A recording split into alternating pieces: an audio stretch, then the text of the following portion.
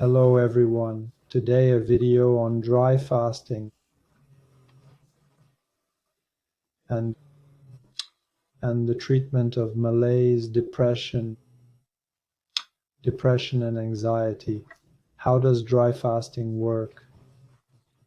This is something that wasn't essential for me when I first started dry fasting with fasters, but I've come to realize that I realized that it was a central plan for me and one that was reaching people. In spite of themselves, people were leaving the cures and retreats we organized in a state of complete serenity, complete confidence, full transformation of inner joy, because they had undergone a very powerful, with a very, very strong abstinence, with introspection over a period of time. Then afterwards, there's a joy in life when you can refeed and rehydrate. Get back to life with liquids, with simple soups, very simple things. And then how the food will bring us comfort, reconstruction. So we go from catabolism, from stripping to renutrition, reconstruction phase, anabolism that will follow the period of restriction period. So this video, useful video to show how dry fasting will affect these, act on these parameters of anxiety and joie de vivre. Because today, dry fasting, particularly for problems of anxiety and malaise, we really have an absolutely formidable weapon which can achieve a certain degree of organ cleansing and purification. Because when your organs are really clogged with waste and toxins, you won't be able to feel well in your body. You won't be able to feel good about yourself. It's completely engorged, in fact. And fasting enables this cleansing, this depth, which we'll explain in a little detail. So today we eat all the time. We're in a consumer society of constant stimulation. And yet we see mental fatigue in people, depression, loss of meaning, people with jobs that no longer satisfy them, problems in relationships, and so on. Anxiety, a lack of joie de vivre, really, there are many reasons. We see a lot of suicides too. And taking care of the physical body is all very well with fasting and all that, but we always forget this aspect of mental well-being, which for me is the driving force. Because when you feel good about yourself, good about your life, your organs work very, very well. So there's no pathology that happens when you're happy, when you're joyful, when you're in love, when everything's beautiful, everything's pink. Everything is beautiful, everything is pink. You can't get sick because your inner vibratory state is so high that it's difficult to fall into suffering or physical pain. Because everything is linked, physical and emotional, everything works together. So if there's a solution to all this, today we're in a society where we add, even in a paropathy, which I practice, we tend to give tons of supplements, tons of food supplements to get people on their feet by adding multiple things. So of course there are interesting remedies, we are not going to deny that. But what if the solution wasn't precisely the opposite, to be able to, and fasting in particular, fasting is a really effective method of reducing the effects of stress. Fasting is a truly ancient ancestral method, ontological method of stripping away meditating, becoming aware, that's been around for thousands of years. The fasting is not a punishment, but a return to oneself, a return to a higher consciousness, a higher vibratory state, a return to the essential, a return to the deepest part of yourself, because you're in the nothing. There's no need to go looking for compensations on the outside. There's nothing. So you put yourself in an inner bubble, and that allows all sorts of things to emerge and creativity to come in, to emerge and creativity to come, intuition to arrive, to develop sixth senses, to be serene, calm, to be serene, calm, to be able to face life and everything that happens in life with clarity and serenity, introspection, decisiveness, mental clarity and spiritual quest, because after a course of treatment you'll find life much lighter, much more joyful, and you want to move forward to do new things in your life, to sweep away the old and move towards the new. The ancients understood this. If you look in the Bible, Moses fasted 40 days. Moses fasted 40 days before receiving the laws, and Jesus fasted 40 days in the desert before his mission. So we were in this state of self-denial, in this state of recollection, to be able to transcend ourselves, because dry fasting is really a multidimensional, spiritual, transcendental experience. We're here to remove the old, move towards the new, renew your body, because that's what autophagy is all about. You renew with the old, you remake new material. So you have an anti-aging method number one, to regenerate yourself. And then in the information you have in your inner burp, you've accumulated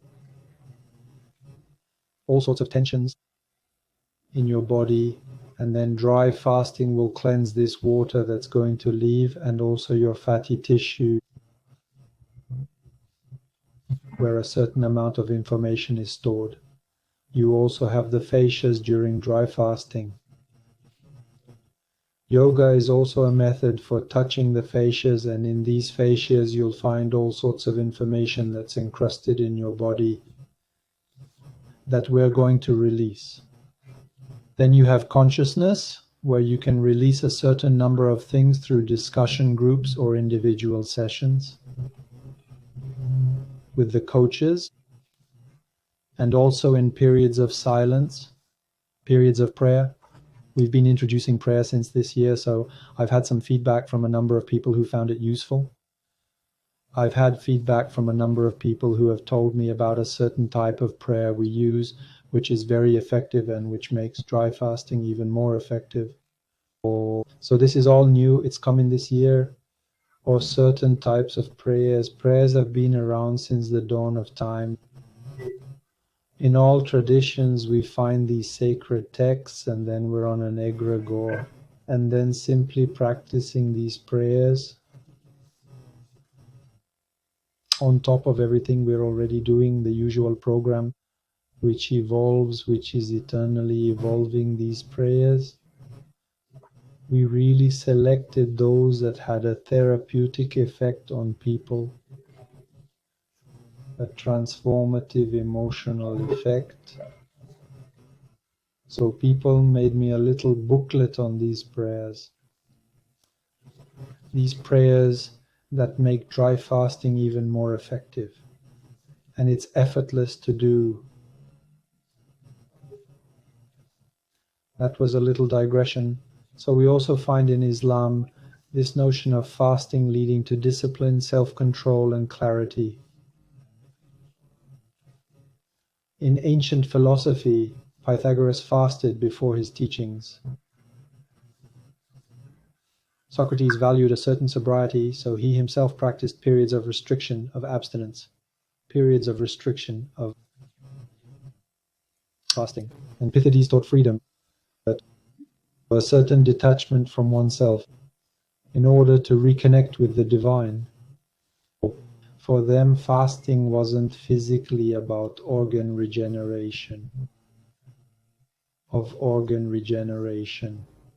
More than that, it was a tool for clarity, mastery, transformation, and transcendence, of inner personal evolution.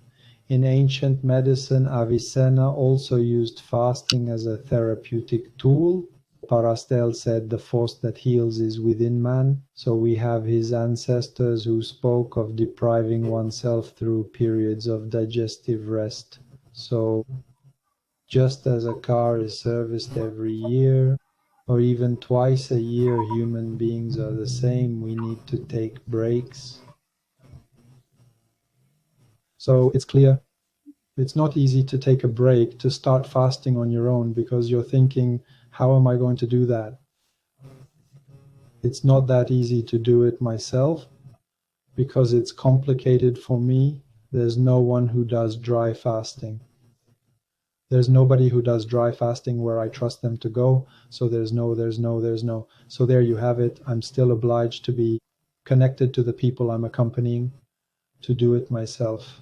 So it takes a lot out of me. We organize cures where we have a whole staff, a whole structure that's there for you. So I don't have that. So I envy the people who come to the cures because there's a whole staff there for you. Staff who are there for you to support you.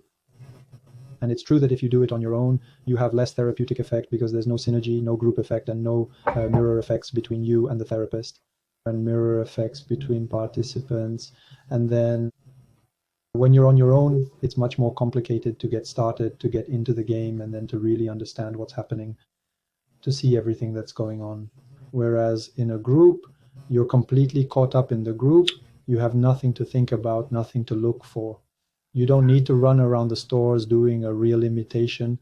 It's there, it's thought out, it's considered. In short, everyone understood that when you remove the mental body, the physical body, the spiritual body, the emotional body, the astral bodies, etc., all the subtle bodies reorganize themselves and create a subtle homeostasis at every level. So there's a complete reorganization in the cellular state, and a harmonious reorganization takes place. And this is a phenomenon that is central to the game. It's this resting, which leads to autophagy, cleaning, recycling, which leads to renewal on all levels, renewal at every level. So at present, we have a modern malaise in society, constant instability among most people. Many people live with depression, anxiety, mental agitation, chronic fatigue. And then we say to ourselves, what's going on? What's happening to me? I don't know where this is coming from. I don't understand. So when you eat constantly, so when you're constantly eating, you have glucose spikes, then a drop, then hypoglycemia. This creates biological and metabolic instability, which leads to nervous fatigue and internal stress. When you're hypoglycemic all the time, your blood sugar levels fluctuate throughout the day. There's nothing worse to stabilize you, so you're constantly looking for glucose to replenish. I see people who are hypoglycemic. When you have people like that going, I need a granola bar. I need something because there's something really wrong on the physical, and metabolic levels, but also on the inside. We're dealing with people who are very dependent on the outside world, on carbohydrates, and these are people who are not at all internally stabilized. So dry fasting pushes you to an autonomy that's both personal, emotional, and physical autonomy, where you let go of your dependencies. If you feel good about yourself, you can let go of water and food for 24 hours, 36 hours without anything happening. You're completely detached from it all. So the idea is to be able to detach yourself from this food where you absolutely have to eat 4 times a day, noon, 9 o'clock, 6 o'clock when you get up, all that. Old people and animals don't have fridges. So when you look at animals in the wild, they go hunting when it's time. And they don't go to the fridge to get meat or whatever. There isn't food in abundance in society, in life since the dawn of time. So the human being is completely capable of take a break and then say to themselves, I'm going to look for food. And then if so many hours go by, it doesn't matter. We just wait and it'll happen. So we've completely lost metabolic flexibility in nutrition, and we're completely dependent, trapped in a system where there's an overabundance. Coming to, I don't know what cures leads you to feel this, to strip yourself of all your energy, to feel this, to strip yourself down, to get away from this logic that you have to eat 4 times a day. You really need a break and then a good refeeding. If possible, I'd like you to take an answer-togenic diet, which is what I'm asking for. After that, I leave it up to people. And if someone comes to me, they'll be given carbohydrates for a while. It's all about winning. So taking carbohydrates all the time leads to a certain instability. And then the brain follows. So you're in a vicious circle. So the idea is to be able to take breaks, to have the most balanced nutrition possible. Remember, it's an individual thing. Nutrition is individual. That's why I can't give a miracle recipe. People ask me for miracle recipes. I don't have any. Each person is different and has different needs. You have to analyze what your weak points are. People come to my office. We do analyses using bioresonance, iridology. We look at how the person functions, and based on that, of course, there are a number of options. Our laws of nutrition, we avoid processed foods, we avoid gluten and flour, things like that. And then afterwards, we adapt according to the person's needs and how they function. There isn't one kind of nutrition that's made for all mankind. There's no such thing. Everything is individualized. And then afterwards, we take a look and adapt according to the person. If a liver doesn't work, you're going to have to favor a particular type of nutrition, etc. A dysfunctional intestine is more likely to involve this type of nutrition. If the person is tired and can't sleep, it's this type of nutrition. It's a very personalized approach. What fasting does in the body is to create physiological and metabolic stabilization. When you fast, insulin drops. There's no longer the fluctuating insulin that leads to discomfort. That's what's causing the discomfort. Energy is stable. Of course, I don't know if but the body adapts. Everything becomes more constant. Ketone bodies are secreted. So there's a high energy fuel, a different fuel. And then the effects observed are that energy is more stable. There's mental clarity. There's a calm that sets in over the days despite the dryness, in quotation marks, because you're never really dehydrated in dry fasting. Metabolic water is always created. So beta-oxidation, the oxidation of the cran, which will make water, in addition to the water we have everywhere in the body. Remember, 80% of the body is water. So we're never really in debt for water. Of course, we have tools to help us accelerate water loss. We try to maintain it, etc. So there you have it. BDNF, the brain's neurotrophic factor, is secreted, providing a real treat for the brain. So all this promotes resilience and clarity, mental stability, a gut-brain axis. As you know, there are communications between the brain and the intestine. So if you have a porous intestine that's not working properly, it can only lead to malaise, depression, and the like. It's the brain that no longer functions. There's nerve communication. The intestine brain is always communicating. So I'd say to treat a depressive, you first have to take care of the gut, not necessarily the brain. The advantage of dry fasting is that it takes care of everything at once. It's an all-in-one treatment. It regenerates and restores. Reduce pathogenic flora, for example. If you have bad bacteria, it will balance them out. If you have bacteria that have taken over, like the antidotes, it will eliminate them. If you have an infection such as Lyme disease, if you manage to follow if you have an infection, Lyme disease, if you're able to follow the cures to understand, it requires follow-up. You can really eradicate Lyme disease. If you have, I don't know, a helicobacterium, a bacterium, dry fasting is the number one weapon against cold infections, be it viral, bacterial, or parasitic. We've already talked about all this in several videos.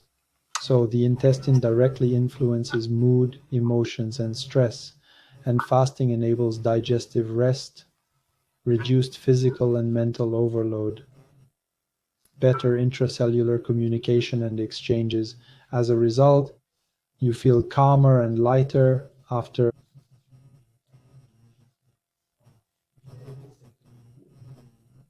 36 hours of dry fasting. You experience a reduction in noise. That's why we have a program designed to calm people down. Workshops, yoga, things like that. Meditation, calming things. So less overload, less stimulation. The body functions more efficiently in a general global way. And why does the mind calm down? When the body stabilizes, the mind follows. Less fluctuation, less stress, more calm. There's nothing rocket science about these physiologies. So dry fasting, the most advanced fasting, the type of fasting that exists on the planet, animals practice it. A sick animal, when it gets sick, whatever it is in nature, it fasts dry. All animals fast dry. We've lost these notions a little, but there's no animal that has a water fountain, a coffee maker, a tailor, I don't know, or a soda can. A soda can, there's no such thing. In nature, there's nothing. So the animal rests, it waits for things to pass. He'll lose weight, that's for sure, but he has maximum autophagy when it's resting and fasting. So dry fasting pushes adaptation even further, with more internal mobilization of internal resources. And then what most fasters feel is always a mess. Me, the first fast I did was I really felt I'm a new person. You really get this sensation of physiological, metabolic, emotional, a complete body reset, a return to a form of simplicity, and then a joie de vivre, and then a very impressive concentration as you leave. So a really strong feeling of regeneration that you get after a dry fast, for example. But it's a demanding practice that needs a framework. It's not for everyone. There are contraindications. I won't go into detail. That's all in the masterclass. For those who want to go further, in dry fasting, there's a masterclass. I don't remember how many videos there are, about 30. It's 15, 16 hours of training. Those who want to practice a little at home. I'm not a fan of practicing at home, but it does ensure security and a certain understanding of what you're doing. That's why we did these master classes. So the notion of framework is very important. It's the group. I don't necessarily like dry fasting alone. I'd rather be in a group to practice, but if you don't have a choice, there's an emergency. You can do it alone, yes, as long as you know what you're doing. You don't embark on a dry fast if you don't know exactly what you're doing. So if you have doubts, you don't go for it. Or you can do 2 to 3 days and call it a day. After 2, 3 days, you won't achieve any major therapeutic effects, but it's better than nothing. Fasting in a group within a structured framework enables a complete slowdown, exchange, mirror effects between participants, sharing, putting things down. The group provides energy support, a cocooning effect. You've followed the place we're in. We've got a vacation spirit. We can relax much better. When you're relaxed, your nervous system is less alert because when you fast dry, you're very alert. Alert when you do a dry fast. We thought about what I was doing, which was really to relax the nervous system, to set up things that would get the lymph and blood circulating. All the systems were designed for this. That's what I've been working on for years. Revolutionizing fasting. That's the title of my book, The Dry Fasting Revolution. As accessible and easy as possible. My hobby horse has been to find methods that make fasting as easy as possible. Of course, you don't have a choice. You have to get over certain difficulties, but the idea when you're in a group is that everything is simpler because you've got help in the group, you've got companions who are there. You can do it 24 hours a day. Even in the WhatsApp group during the night, you don't know what to do. You're thinking you've always got someone to answer you. It's really a great support, that's all. So what people go through, they put down their emotional stories, their inner conflicts, their malaise. They let go. They take a step back from their inner problems, both individually and collectively. And then there's this collective egregore that brings everyone together for the same cause, which aims to moving forward, creating useful changes by going out on a dry fast. And then use dry fasting as a springboard. I like that. When you're in a delicate phase of life, you have to make a decision. You don't know where to go, so you embark on a dry fasting quest to find the answers. And then you find the answers. There are always people who will say, as a result of fasting, I've done this, I've done that, I've changed my life, I've changed this, I've done that. There are always things that come along, but when you're stuck, you can't see clearly where you're at. And the fact of taking a break, getting out of the house to go to a place you don't know, meeting new people with different stories, there are mirror effects, all that, and it's obvious afterwards. So, dry fasting, introspection, returning to oneself. When you take away the food, you take away the distraction. What's left is simply yourself. And that's when the real work begins. That happens inside. The real work is the observation, the awareness, the realignment that goes on in these cures. After fasting, there's a real feeling of renewal which fasters describe to me and which I've experienced too. It's a feeling of freshness, lightness, clarity, inner joy. Inner joy, the personal satisfaction of having achieved a goal, because having a cure is a goal.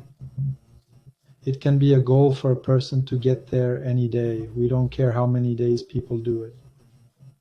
We do care, but I hear the goal is to pass this initiatory test, to conduct the dry fast well, to wind it up well.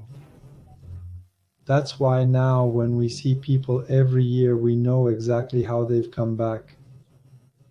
We always ask them this question when we see them a second time, and afterwards we know exactly, when we know the person, what he or she needs, how many days they'll need, etc. And then we see the changes from one year to the next. And that's it. Depending on what happened in the first cure, you can learn from it. Fasting is all about inner observation. That's all it is. It's an empirical method. That's what dry fasting is all about.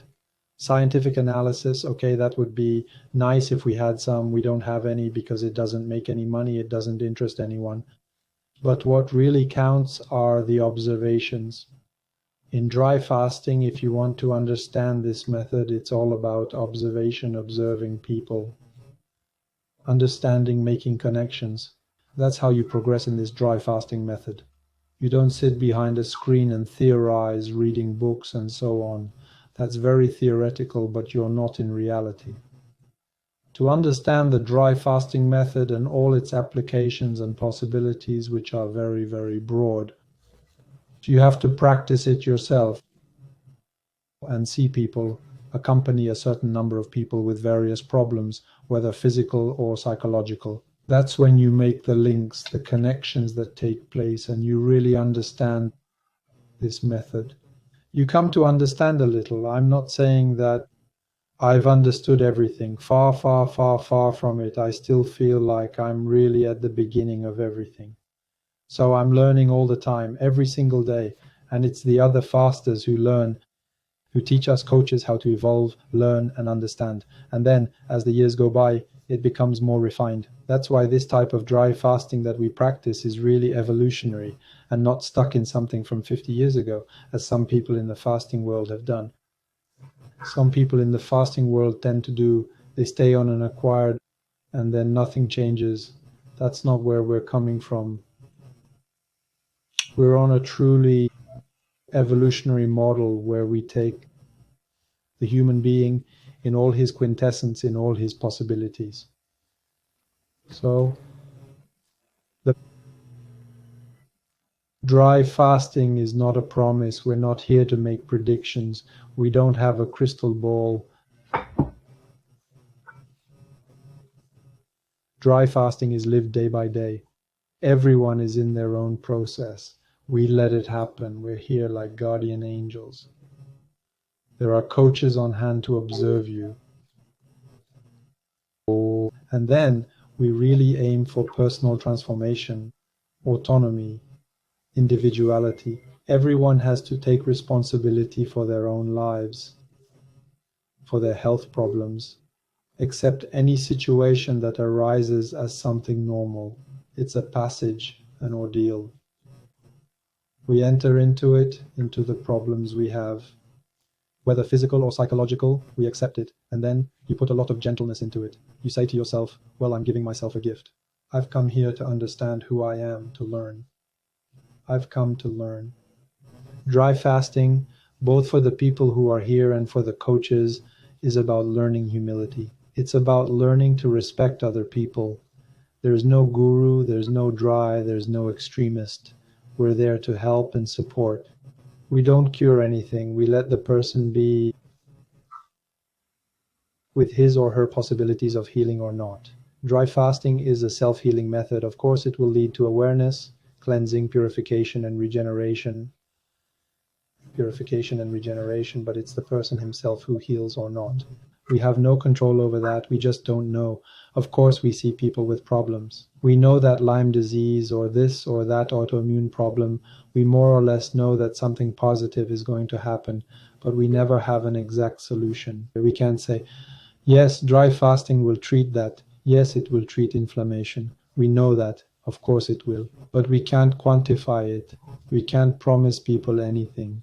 People come here for an inner experience, a cleansing, regeneration, but we're not in the business of giving people answers. We're not here to give answers to people. It's up to them to find their own inner answers. The aim is not to be dependent on one method or another, but the idea behind fasting is to better understand your body, getting to know how you function in a period of lack. There's me, my osteo, when I go to see him.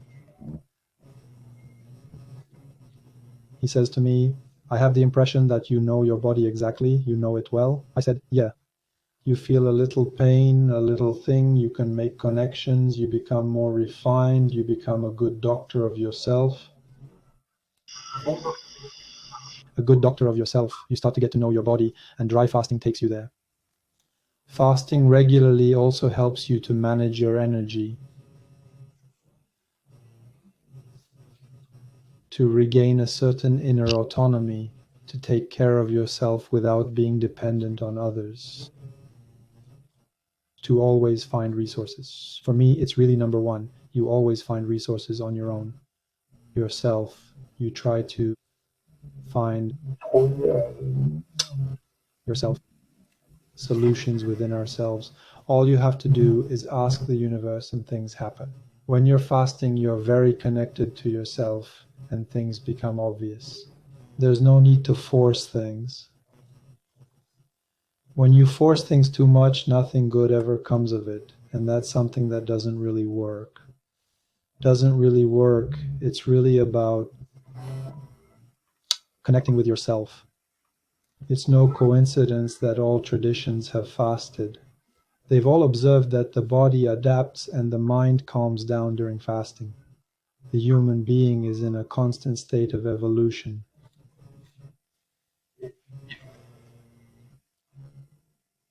A simple phrase, fasting doesn't change who you are.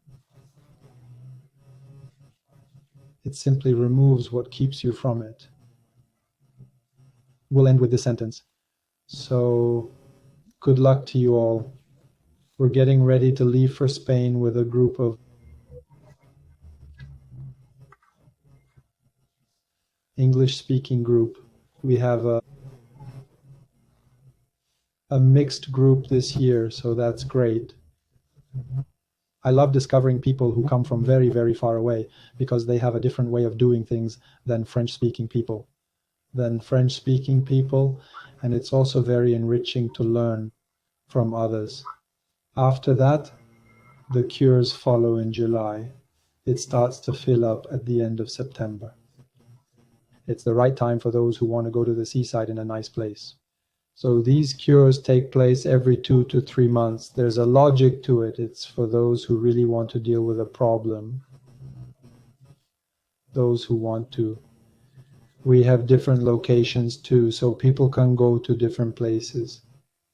So I hope you have a nice day, and I'll see you soon.